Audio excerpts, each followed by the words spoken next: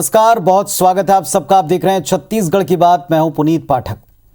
2018 में प्रदेश में प्रचंड बहुमत के साथ बनी कांग्रेस सरकार के 2.5 साल पूरे होते ही प्रदेश में कुछ सवालों और उनसे ज्यादा अटकलों का एक ऐसा सिलसिला सा चल पड़ा कि हर घटना को उसी से जोड़कर देखा गया। मंगलवार को दिल्ली में छत्तीसगढ़ कांग्रेस के शीर्ष नेता मुख्यमंत्री भूपेश बघेल और स्वास्थ्य मंत्री टी.एस. सिंहदेव, पार्टी के जो वरिष्ठ नेता हैं उनसे मिले, राहुल गांधी से मुलाकात की। 3 घंटे से ज्यादा ये बैठक चली।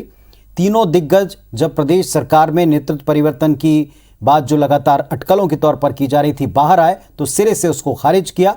प्रदेश में विकास के मुद्दे पर विस्तार से बात होना बताया। बुधवार को फिर मुख्यमंत्री भूपेश बघेल और टी.एस. सिंहदेव ने बारी बारी से कांग्रेस महासचिव के.सी. वेणुगोपाल से मुलाकात की और एक बार फिर से प्रदेश के भीतर अटकलों का बाजार गरमाया। मुख्यमंत्री भूपेश बघेल रायपुर लौटे तो हर अटकल पर विराम लगाते हुए 2 टूक कहा। 2.5 साल का राग अलापने वाले सरकार के खिलाफ साजिश कर उसे अस्थिर करना चाहते हैं। उन्हें मुख्यमंत्री आला कमान ने बनाया। सोनिया राहुल जिस दिन कहेंगे वो सीएम का पद छोड़ देंगे, ये स्पष्ट कहा। दूसरी तरफ उनकी वापसी के दौरान रायपुर एयरपोर्ट पर भूपेश बघेल के समर्थन में जमकर नारे लगे। छत्तीसगढ़ अड़ा हुआ है, भूपेश बघेल संग खड़ा हुआ। अब जब प्रदेश प्रभारी कह चुके हैं, मुख्यमंत्री स्पष्ट कर चुके हैं, स्वास्थ्य मंत्री अपनी राय इस पर दे चुके हैं, तब सवाल उठता है कि छत्तीसगढ़ के राजनीतिक गलियारे में अटकलें क्यों नहीं थमती। चर्चा इस पर हम करेंगे, पक्षों को सुनेंगे और अगर कोई साजिश है तो उसको कौन कर रहा है इस पर भी बात करेंगे। शुरुआत करते हैं कार्यक्रम की।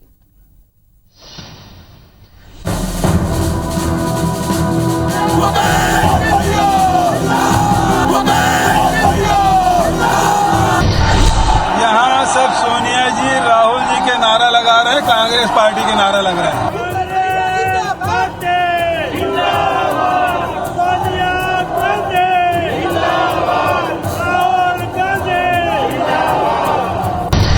बीजेपी वैसे भी परेशान है। यहाँ किसानों की सरकार है, 15 साल में 14 सीट में सिमट गए हैं।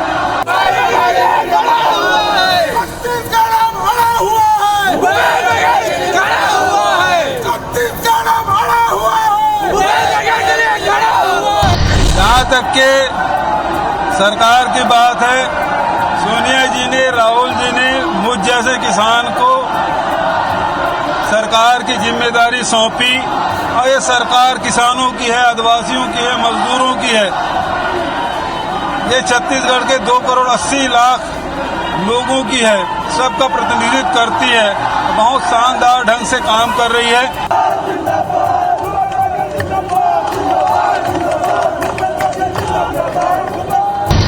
मुझे इस बात की खुशी है कि मुझे सोनिया जी और राहुल जी ने ये जिम्मेदारी दी और मैंने पहले भी कहा था, उनका जब तक के आदेश है तब तक के मैं इस पद पे हूँ। जब वो कहेंगे इस पद का त्याग कर दूंगा। ये जो 2.5 साल के राग अलाप रहे ना, वो राजनीतिक अस्थिरता लाने की कोशिश कर रहे हैं, लेकिन वो कभी सफल नहीं होंगे।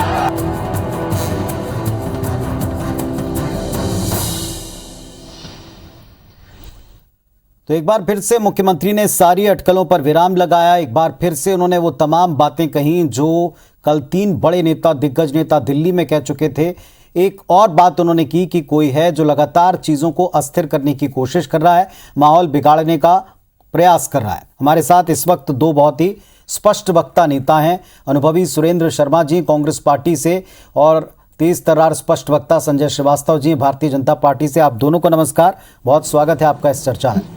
सुरेंद्र शर्मा जी, आज मुख्यमंत्री जब लौटे तो फिर से वही अटकलें, फिर से वही प्रश्न उनके सामने रखे गए और उसका जवाब भी उन्होंने पूरी दमदारी के साथ स्पष्टता से दिया है। ये अटकलें थमती क्यों नहीं? दरअसल पाठक जी, राजनीति का एक ऐसा विषय है और इसमें तरह तरह की बातें, लोगों का अनुमान लगाना और किसी भी कथन का, किसी बयान का या किसी गतिविधियों का एक अर्थ की जगह कई किस्म से अर्थ निकालना, ये एक बहुत एक स्वाभाविक प्रक्रिया है। जिज्ञासा होती है जनता में भी, कार्यकर्ता में भी। और आजकल तो सोशल मीडिया का जमाना है और एक तरह से राजनीति में बड़ी रुचि रखते हैं सारे लोग और उसको समझने का प्रयास करते हैं। तो ये अपना अपना दृष्टिकोण है। मगर आज जिस तरह से माननीय मुख्यमंत्री जी ने स्पष्ट रूप से कह दिया।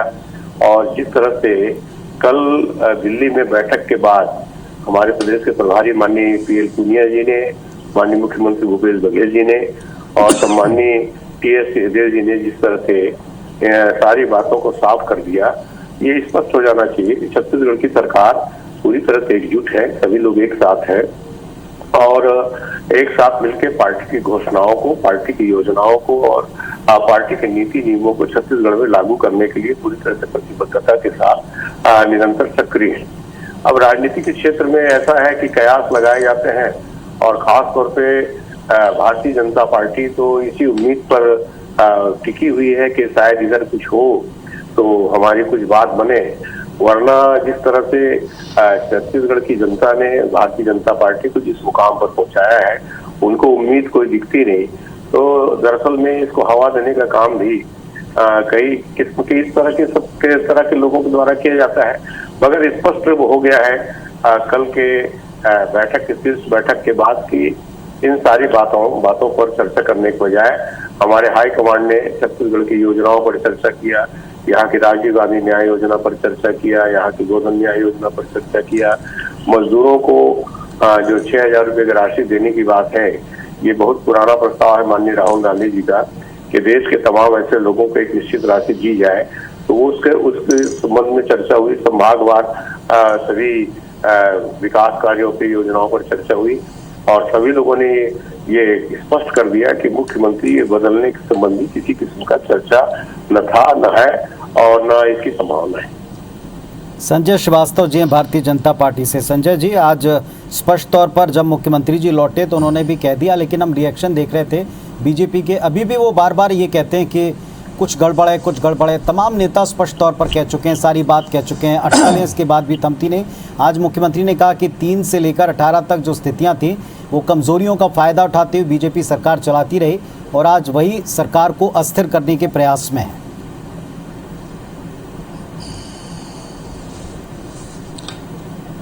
पुनीत जी, मुख्यमंत्री जी की बात को कांग्रेस के उनके मंत्रिमंडल के सदस्य ही नहीं मानते हैं, ना कांग्रेस के नेता मानते हैं, तो छत्तीसगढ़ की आम जनता कैसे मानेगी, विपक्ष कैसे मानेगा? ये उदाहरण मैं इसलिए बता रहा हूं कि अभी कुछ दिन पहले हमने ये देखा था, आज एयरपोर्ट पर जो अभी रिपोर्टिंग हो रही, जिसमें इस बात को कहा गया कि छत्तीसगढ़ अड़ा हुआ है, भूपेश बघेल खड़ा हुआ, ये नारे लग रहे हैं। इस बात का साफ संकेत है कि मामला दिल्ली में क्या चर्चा थी। लेकिन इसके पहले 15 दिन पहले भारतीय जनता पार्टी के कार्यकर्ताओं ने नहीं, कांग्रेस के एक वरिष्ठ मंत्री जो मुख्यमंत्री पद के दावेदार हैं, उनके ही कार्यकर्ताओं ने AICC ऑफिस के सामने इस बात को कहा था कि छत्तीसगढ़ डोल रहा है और बाबा बाबा बोल रहा है। ये हम नहीं, ये कांग्रेस के ही 2 पक्ष के लोग आपस में कर रहे हैं। ये संकेत इस बात का था कि लड़ाई तो है। लड़ाई का पटाक्षेप किस तरीके से होता है, ये होता है कि कौन रहेगा कौन नहीं रहेगा, चलता है। लेकिन इनमें लड़ाई इतनी जबरदस्त तरीके से है, इस बात को तो कोई नकार नहीं सकता। ये पूर्ण विराम नहीं है, ये अल्प विराम है। आज के इस चैनल में मैं बहुत पुख्ता तरीके से कह रहा हूं, इसका परिणाम आने वाले समय में देखने को मिलेगा।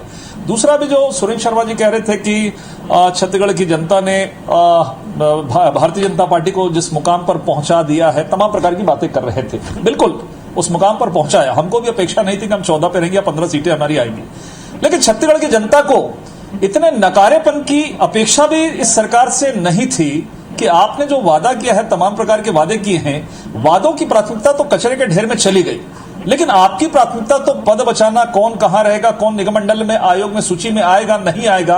आज 3 साल के बाद अपने कार्यकर्ताओं की सूची डिक्लेयर नहीं कर पा रहे हैं। इससे बदतर स्थिति किसी सरकार की क्या हो सकती है? शराबबंदी के नाम पर आप उसको दूसरी परिभाषा करते हैं, बेरोजगारों के नाम पर आप छलावा कर रहे हैं, संपत्ति कर हाफ का आपने लालच दिया, अर्थात लालच का पुलिंदा बनाकर आप सरकार में आए हैं और उसके बाद अब लड़ाई हो रही है। फॉर्मूला देखिए, ऐसा नहीं है कोई बीजेपी ने कहीं अपने घोषणा पत्र में फॉर्मूला नहीं दिया 2.5 साल का। कहीं ना कहीं पहले दिन से यह बात क्यों निकली है? आपके अंदर खाने से ये बाहर बातें आई हैं और जब 2.5 साल हुआ तो आपके दूसरे दावेदार ने इस बात को कहा। अब उस दावेदार के ऊपर में क्या आरोप लगा, मुझे कहने में अच्छा नहीं लगेगा किस चीज का आरोप लगा, कि एक मंत्री एक विधायक का हत्या करवाना चाहता है। उन्होंने आपकी सरकार से विपरीत जाकर सरकार पर अविश्वास करके सदन के अंदर में वो चले गए बाहर। ये दृश्य आखिर जनता देखने को क्यों? जनता ने तो आपको काम करने के लिए बैठाया है और आज इतना बड़ा शक्ति छोटा सा सवाल है मेरा, जिन बातों के पटाक्षेप हो जाते हैं, जिस बात का आप जिक्र कर रहे थे, उसमें बाद में वही मंत्री आए, उन्होंने कहा ये मामला खत्म हो गया। इसके बाद भी बीजेपी और बीजेपी के नेताओं के रिएक्शन, वरिष्ठ नेताओं के रिएक्शन इस पर ऐसे होते हैं कि लगातार चल रहा है। आज भी मुख्यमंत्री ने, कल दिल्ली में बड़े नेताओं ने कहा कि भाई इस तरह का कोई फॉर्मूला नहीं, और आपने स्वयं भी स्वीकार किया कि अगर अंदरूनी कोई बातें रहती भी हैं तो उनका कैसे निदान ढूंढा जाता है पार्टी का मसला है। फिर भी कुछ लोग हैं जो लगातार उस बात को आगे खींचते हैं। क्या बीजेपी इसमें बहुत इंटरेस्टेड है कि यहाँ पर क्या अंदर चल रहा है, जैसा कि आज आरोप लग रहा है? नहीं, देखिए हमारा कहीं कोई इंटरेस्ट नहीं है कांग्रेस पर। ये तो इनकी जो उछल कूद है उस पर, चूंकि हम एक राजनीतिक दल के कार्यकर्ता है, सदन में हमारे विधायक हम राजनीतिक दल के कार्यकर्ता है, कांग्रेस हम पर आरोप लगाती है, जो विषय सामने आता है, यदि चर्चा पर आता है, मीडिया पर आता है तो बातें होती है। लेकिन एक सरकार जो है, एक सत्ताधारी दल का व्यवहार जिस तरीके से आम जनता के बीच में प्रदेश के अंदर में होना चाहिए, मुझे कि शायद इस तरीके का व्यवहार किसी सरकार का या बड़े पदों पर बैठे हुए व्यक्ति का नहीं होना चाहिए कि किसी एक पद के लिए इतनी बड़ी लड़ाई। फॉर्मूला आपने टेम्परेरी कर दिया होगा उस समय। अच्छा, आप मुझे बताइए पुनीत जी, मैंने तो नहीं कहा, माननीय विधानसभा अध्यक्ष जी ने हफ्ते 10 दिन पहले इस बात को कहा, जिस पर चर्चा आपके चैनल में भी हो रही थी, सभी चैनलों में, कि उन्होंने तो स्वीकार किया, ये तो पर्दा डाल रहे थे, लेकिन पर्दा इतना फट चुका है कि विधानसभा अध्यक्ष जी ने कहा, हाँ थे, सेमीफाइनल में 4 थे, फाइनल में 2 हैं। उन्होंने कहा इस बात को, एक नई हवा दी। आपकी बात का उत्तर लेता हूं सुरेंद्र जी। कहना बीजेपी कहां से आ गई इस पे, हमें कहीं इंटरेस्ट नहीं सर इस। देखिए पाठक जी, अभी हमारे संजय भाई असम को नहीं भूले होंगे और हरियाणा की घटना को भी नहीं भूले होंगे और उत्तराखंड की घटना को भी नहीं भूले होंगे, जहां उन्होंने 1 साल में 3 मुख्यमंत्री बदल दिए। दरअसल में राजनीति एक अलग विषय है। राजनीति में जो व्यक्ति मेहनत करता है, जो आदमी काम करता है, उसके अंदर महत्वाकांक्षा रहती है और जिन लोग वरिष्ठता हासिल कर लेते हैं वो उस दौर में रहते भी है, मंत्री बनने के दौर में रहते हैं, मुख्यमंत्री बनने के दौर में रहते हैं। तो डॉक्टर चरणदास मोहन ने अगर कहा कि हम सेमीफाइनल में थे तो क्या बुरा कहा, उसमें कोई छुपाने के लायक बात नहीं है, कोई अतिशयोक्तिपूर्ण बात नहीं है। अगर मुख्यमंत्री के दौर में तमाम सीनियर नेता लोग थे जिन लोगों ने परिश्रम किया वो थे, तो उसमें कोई खराब बात नहीं है। मगर जब एक बार बात तय हो गई, प्रदेश के मुख्यमंत्री आदरणीय भूपेश बघेल जी बन गए और उसमें तमाम लोग उसमें सहमत होकर के, कोई कैबिनेट में चला गया, कोई विधानसभा में चला गया, कोई कहीं चला गया और सब लोग मिलजुल करके सरकार चला रहे हैं। जिस विवाद पर बहुत ज्यादा चटकारे भर रही है भारतीय जनता पार्टी, मैं उनसे पूछना चाहता हूं कि जब उसी सदन में, जिस सदन के विवाद की आप चर्चा बार बार करते हैं, उसी सदन में बहुत ही समावेश के साथ और बहुत ही सम्मान के साथ उस विषय का पटाक्षेप हो गया, तो अब आप लोगों को इस विषय को छोड़ देना चाहिए। और तीसरी बात, जो आप 2.5 साल का नारा, मेरे ख्याल से अभी तक कभी CS सिंहदेव जी ने भी नहीं कहा कि 2.5 साल के का कोई बात थी, या कहीं पर किसी कांग्रेस के नेता ने नहीं कहा, या किसी कांग्रेस नेता की कहीं पर भी इस्तीफा देने या बदलने की कोई चर्चा नहीं है। सबसे ज्यादा चर्चा तो भारतीय जनता पार्टी करती है। तो भारतीय जनता पार्टी को दरअसल में विपक्ष की भूमिका निभानी चाहिए। उसको कांग्रेस के अंदर खाने में क्या चल रहा है इसकी चिंता ज्यादा नहीं करनी चाहिए। सरकार के विषय में निश्चित रूप से हमने जो वादे किए हैं या सरकार के परफॉर्मेंस के संबंध में आपको आलोचना करने का अधिकार है। विपक्ष के होने के नाते आपको ये कहना भी चाहिए। और मगर मैं आपको बताता हूँ कि छत्तीसगढ़ की सरकार ने पिछले 3 साल में जो काम किया है, जो रेखांकित करता है कि आपकी प्राथमिकताएं क्या थी और छत्तीसगढ़ के वर्तमान सरकार की प्राथमिकताएं क्या थी। जब करीना कपूर को आप 1 करोड़ रुपए देते थे और तीजन बाई को 30,000 रुपए देते थे, भाई साहब इसके लिए छत्तीसगढ़ नहीं बना था। छत्तीसगढ़ इसलिए बना था कि यहाँ के लोगों को, यहाँ की बोली को, भाषा को, खेती को, किसानी को, किसान को, मजदूर को, गरीब को, महिलाओं को, उनको सम्मान मिले, जंगल में रहने वाले लोगों को हक मिले, वनोपज को उनका हक मिले। और ये सरकार ये काम बहुत अच्छी तरह से कर रही है। जी जरूर निश्चित रूप से मुझे ऐसा लगता है देखिए पुनीत जी, ये अभी करीना कपूर की बात कर रहे थे। मुझे लगता है कि आज यदि संस्कृति विभाग अमरजीत भगत जी को 1 आध दिन बैठा दीजिए, क्या काम चल रहा है, तो शायद उनको आजू बाजू झांकने की स्थिति हो जाएगी। संस्कृति विभाग के कलाकारों को 1 रुपए का पेमेंट 2.5 साल के अंदर में इन्होंने नहीं किया। तमाम प्रकार की केवल बातें, किसी भी प्रकार के कोई कार्यक्रम, तमाम प्रकार के उत्सव बंद हो गए। भोरमदेव उत्सव महोत्सव खत्म हो गया। संस्कृति की बात देखिए, केवल जबानी जंग लड़ना ये कांग्रेस की पुरानी आदत हो गई। और दूसरा बात, मैं मुद्दे पर आना चाहता हूं। देखिए किसी दिन डिबेट करवा लेना। हम तो वो लोग हैं, हम तो उस पार्टी के लोग हैं जो छत्तीसगढ़ राज्य का निर्माण कर रहे हैं सुरेंद्र जी। आप तो 50 साल तक राज्य में थे, केंद्र में, सरकार में, लेकिन आपने तो छत्तीसगढ़ नहीं बनाया। विद्याचरण जी थे, श्यामाचरण जी थे, अरविंद नेताम थे, अजीत जोगी थे, तमाम मोतीलाल वोरा जी थे, बड़े बड़े दिग्गज नेता हुआ करते थे। छत्तीसगढ़ की जनता को बेवकूफ बनाने का काम करते 50 साल आपने किया। पहली बार हमारी सरकार बनी इस प्रदेश देश के अंदर में, पूर्ण बहुमत की सरकार भी नहीं। कमिटमेंट क्या होता है भाजपा का कि हमने 3 राज्य बनाए, छत्तीसगढ़ राज्य बनाया, हमने बनाया। और इस छत्तीसगढ़ को संवारने का काम 15 साल डॉक्टर रमन सिंह की सरकार ने किया। आप गोबर के नाम पर क्या हो रहा है? चलिए ना गोठान, मैं चलता हूं आपके साथ, चुनौती देता हूं। क्या स्थिति है? रोका छेका करे, आज पूरे सड़कों के अंदर में जानवर है। देखिए, केवल योजना बनाकर उसको विज्ञापनबाजी करके यदि हम उसको करें, करिए, आपत्ति कहीं दिक्कत नहीं। आप सरकार में, हमारी अपेक्षा भी है कि आप सरकार में है, बड़ा बहुमत है, काम करिए।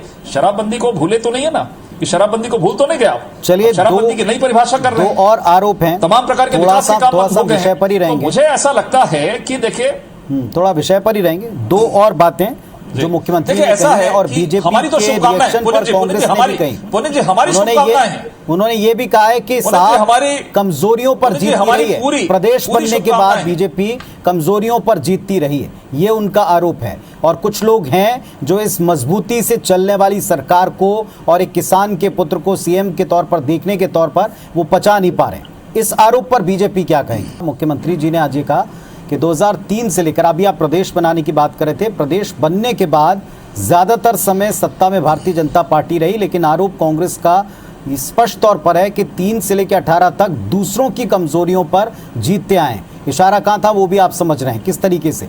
क्या भारतीय जनता पार्टी को पच नहीं रहा कि किसान का बेटा जो है वो सीएम पद के ऊपर है? क्या इतनी बुरी तरह से हार पच नहीं रही, इसीलिए कांग्रेस की कमजोरियों को बार बार लगातार उसे आगे बढ़ाने का काम बीजेपी करती, जो आरोप है?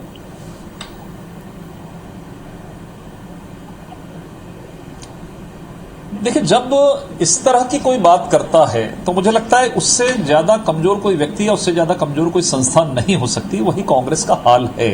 देखिए, लोकतंत्र में चुनाव जीता जाता है, हारा जाता है, उसको स्वीकार करने की आदत होना चाहिए। ये वही कांग्रेस पार्टी है जो हार के बाद एटीएम से लेके तमाम प्रकार के मशीन को, वोटिंग मशीन को, ईवीएम को तमाम प्रकार से आरोप प्रत्यारोप लगाती है, लेकिन जीतने के बाद इनका मुंह बंद हो जाता है। तो ये वो लोग हैं जो असंतोष पैदा करके, झूठ करके, भ्रम करके इस तरह की चीजों को जनता के सामने परोसने का काम करते हैं। देखिए, पहली बात मैं ये बताऊं, किसान पुत्र की बात आपने की, फिर मैं 2003 की बात करता हूं। किसान पुत्र, देखिए, मैं स्पष्ट आपको कहता हूं, क्या कांग्रेस पार्टी के अंदर में केवल एक ही किसान पुत्र है? इनके मंत्रिमंडल में एक ही किसान पुत्र है? क्या धनेंद्र साहू किसान पुत्र नहीं है? क्या रविंद्र चौबे किसान पुत्र नहीं है? अपने आप को प्रोजेक्शन करना, अपने को प्रोजेक्ट करके ये बताना कि हम किसान पुत्र हैं, मुझे लगता है एक बहुत बड़ी कमजोरी किसी भी नेता के लिए हो सकती है। ये नहीं करना चाहिए। जनता की तरफ से आवाज निकलना चाहिए कि हाँ, ये व्यक्ति जो है वो किसान पुत्र है, किसान की चिंता करता है। किसान की चिंता आपने किया, आपने बहुत सारी बातें करी, कहीं दिक्कत की बात नहीं है। क्या मैं इनको महिला विरोधी कहूं? नहीं कहूंगा। मेरे लिए शराब एक मुद्दा है, लेकिन मैं महिला विरोधी नहीं कहूंगा इस सरकार को, या मैं ये युवा विरोधी नहीं कहूंगा। वो एक मुद्दा है, इसलिए मुद्दे की बात करें कि किसानों को हमको हेल्प करना है, किसानों की सहायता करना है। अब हम करें कि भैया नहीं, तो हम भी कल से बोलते हैं महिला विरोधी, शराबबंदी नहीं कर रहे हैं। ये चीजें राजनीति में ठीक नहीं है। दूसरा, ये कितना चिंता करते हैं? इन्होंने कहा बहुत अच्छी बात है, किसानों को यदि कर रहे हैं अपनी तरफ से कोई आपत्ति नहीं है, लेकिन क्या 1 साल देने के बाद दूसरे साल गिरदावरी के नाम से रकबा कम करने का अधिकार है? यही भ्रम फैला है। रकबा आप कम कर देंगे।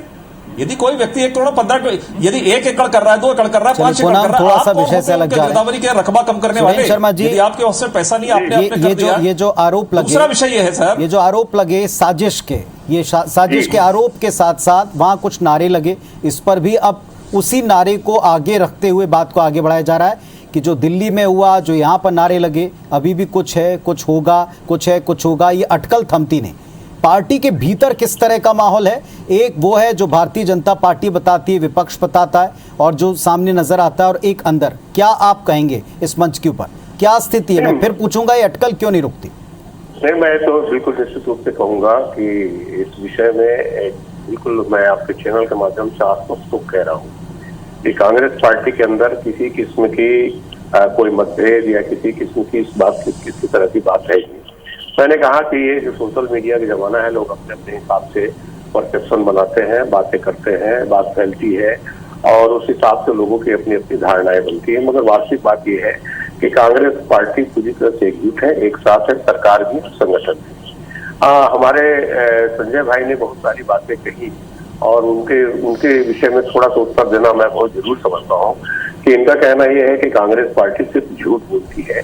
हकीकत में यह है कि झूठ बोलने का जो टेंडर है वो बीजेपी का पास हुआ है, कांग्रेस तो उतना ज्यादा झूठ नहीं बोल पाती। और रेखांकित अगर आप करना चाहेंगे छत्तीसगढ़ के वर्तमान सरकार को और भारतीय जनता पार्टी की सरकार को, तो आप स्पष्ट रूप से दिखाई देगा कि निश्चित रूप से किसान पुत्र कहलाने का हकदार हमारा मुख्यमंत्री इसलिए है कि सरकार ने लगातार अपनी योजनाओं के 75% हिस्सा को किसानों पर केंद्रित रखा है। किसानों पर केंद्रित रखने के पीछे कारण ये भी है कि किसान उपभोक्ता भी है, उसके जेब में जब पैसा जाएगा, उसके जेब में रकम होगी खर्च करने के लिए, तो यहाँ व्यापार भी उन्नत होगा, यहाँ का उद्योग उन्नत होगा, यहाँ के लोगों को रोजगार का अवसर मिलेगा। तो इसके अलावा बेरोजगारों का भी प्रश्न इसी में सुलझता है कि जिस तादाद में बेरोजगार सुरेंद्र जी ऐसा है, मैं तो आपसे सवाल कर रहा हूँ सुरेंद्र जी, 1 बाय 1 जरा जवाब दे देंगे मुझे। सरकार काम कर रही है 1500 करोड़ रुपए का, 1000 से 1500 करोड़ रुपए का धान खराब क्यों हुआ? आपको रकबा कम क्यों कर रहे हैं? आप गिरदावरी के नाम से रकबा कम, आपके पास पैसा नहीं है देने के लिए बात क्यों कर रहे हैं? बारदाने की कमी का रोना आप रोते हैं। खाद की स्थिति क्या रही आपके यहाँ, आप देख रहे हैं, खाद तक नहीं दे पा रहे, केंद्र पर आरोप लगाते हैं कमियों को करने के लिए। आप यहाँ तक की बिजली, यहाँ तक की बोली जी, स्थायी पंप कनेक्शन, मेरी चुनौती है कि स्थायी पंप कनेक्शन भी नहीं दे पा रहे हैं, और अभी तो अल्प वर्षा के कारण ये स्थिति हो गई है सुरेंद्र जी कि बांधों से पानी नहीं दिया जा रहा है किसानों को। जो मुद्दे आप उठा रहे हैं आंदोलन करने के लिए वो लोगों से, किसानों से, खेती किसानी से जुड़े हैं, इस पर निश्चित तौर पर सत्ता पक्ष को जवाब देना चाहिए। वो हर डिबेट में जवाब देते भी हैं, ये डिबेट का विषय बनते भी हैं, इन पर आप दोनों पक्ष आते भी हैं। फिलहाल हमारी डिबेट का मुद्दा, मूल विषय ये था कि उस अटकल जिसे आज ये कहा जा रहा कांग्रेस पार्टी की तरफ से कि कुछ लोग इस मजबूती से चलती सरकार को पचा नहीं पा रहे हैं, साजिशन इस तरह की अटकलों को हवा देते रहते हैं ताकि आगे बढ़ती जाएं। तो ये अटकलें कौन लगा रहा है, किसको इसका लाभ हो रहा है और ये कब जाकर कहां जाकर थमेंगी, इस पर हमने बातचीत की। बहुत शुक्रिया आप दोनों का अपने अपने पक्ष रखने के लिए। बाकी प्रदेश की जनता बहुत संवेदनशील और समझदार है, शांति से सुनकर समझती। बहुत धन्यवाद, नमस्कार।